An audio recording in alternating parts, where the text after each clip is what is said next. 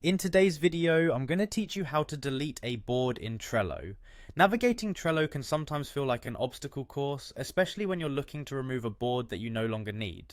Whether you're cleaning up or just ensuring that past projects don't clutter your workspace, following these steps will make the process straightforward and seamless. First, open your web browser and head over to Trello.com.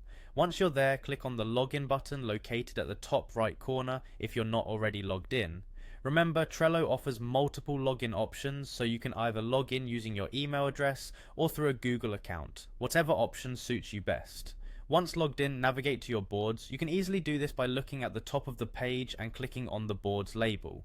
Now scroll down to the section labeled Your Workspaces. This is where you will see a list of all the boards associated with your account. The next step is finding the board you wish to delete. Click on that specific board to access it.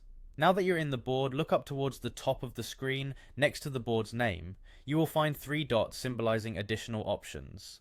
Clicking this will present you with several menu choices. From these options, you'll want to select Close Board. This might sound tricky because Trello doesn't directly offer a delete option. Closing the board is the first step towards deletion. After selecting Close Board, a prompt will appear asking for confirmation. Simply hit Close to proceed. The board is now closed, but to permanently delete it, continue by clicking on the Trello logo to go back to the main boards page. Here you'll notice an option called View All Closed Boards. Click on this link to view a list of all boards you have closed. Now locate the board you wish to delete from the Closed Boards list.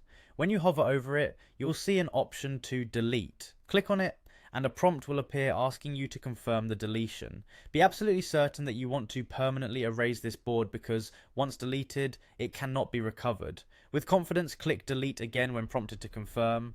Your board has now been successfully removed from Trello, freeing up space in your digital workspace. And there you go, you've successfully deleted a board in Trello.